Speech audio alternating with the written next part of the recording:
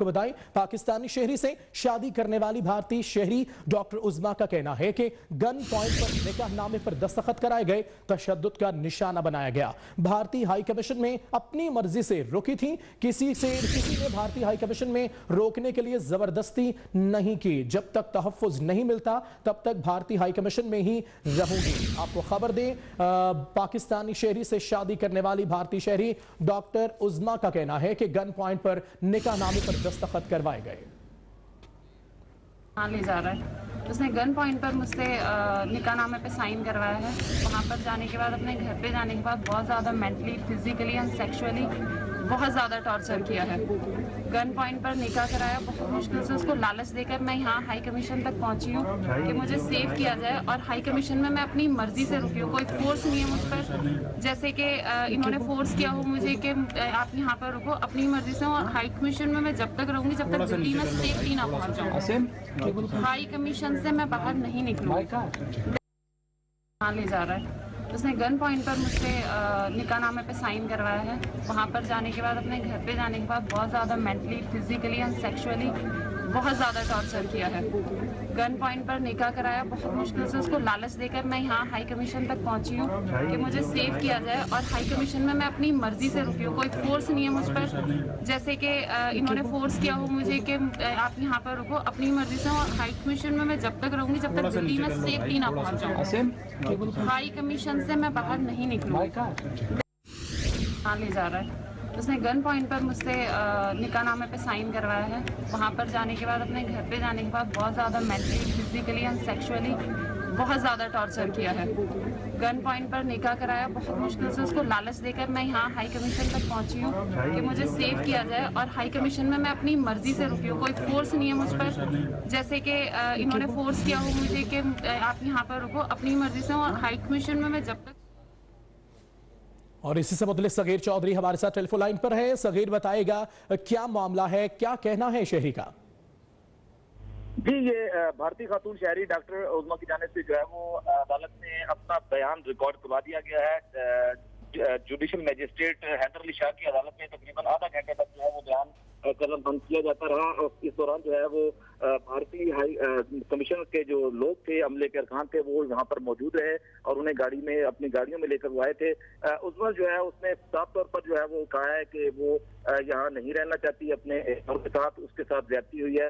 دھوکہ دہی سے جو ہے وہ گن پوائنٹ پر اس کا جو ہے نکاح کروایا گیا، اور اس کے بعد اس کو زبردستی ادھر رکھا گیا۔ اس نے یہ بھی کہا ہے کہ وہ جب تک یہ فیصلہ نہیں ہو جاتا وہ کسی اور جگہ نہیں جائے گی، بلکہ بھارتی ہائی کمشنر جو ہے وہاں پر ہی یہ رہے گی، اور وہاں پر ہی وہ اس وقت تک جو ہے وہ ادھر ادھر نہیں جائے گی۔ اس کے علاوہ عدالت کی جانب سے جب اس کا بیان مکمل کیا گیا تو اس کے شوہر طاہر کو جو ہے وہ سمن جاری کیا گیا ہے 11 جولائی کے لیے، اور 11 جولائی کو اس کے شوہر کا بیان جو ہے وہ کیا جائے گا۔ اس کے بعد جو ہے وہ جب ان کے بیانات قلم بند ہو جائیں گے، پھر دفتر خارجہ اپنا اسٹیٹمنٹ دے گا، اور پھر اس کو کمپائل کر کے سماج جو ہے وہ اس پہ فیصلہ ہوگا کہ اس میں جو ہے وہ اس کو واپس جانے دیا جائے، یہ اپنے شوہر کے ساتھ رہے گی۔ تو ابھی جو ہے وہ ایک طرف سے بیان ڈاکٹر عظما کا مکمل ہو چکا ہے، اب اس کے شوہر کو باقاعدہ طور پر سمن جاری ہو چکے ہیں۔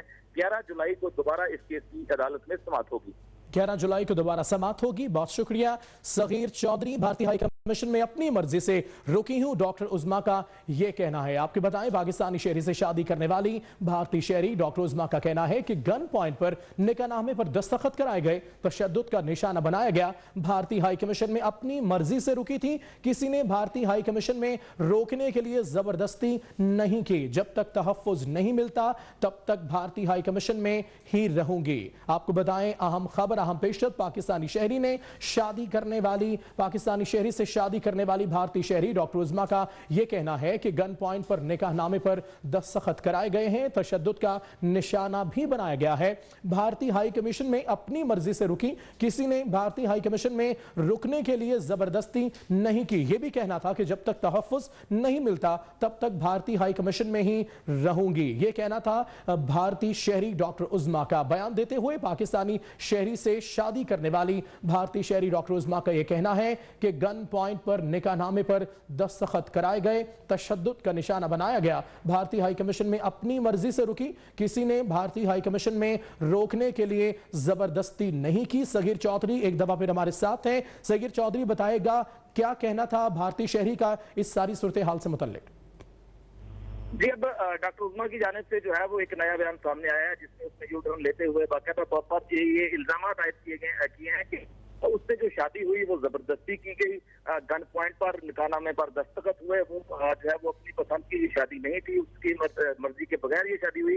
इस तरह का इजहार उसने बाकायदा अदालत में तहरीरी तौर पर दिया और मीडिया के सामने भी इस चीज का इजहार किया। और उसने ये भी कहा कि वो जो है वो भारतीय हाई कमीशन में जो आई हैं वो खुद आई हैं, किसी ने उसको जबरदस्ती यहाँ पर नहीं जाने के लिए कहा। और जब तक वो इस केस का फैसला नहीं हो जाता उस वक्त तक वो भारतीय हाई कमीशन में रहेंगी।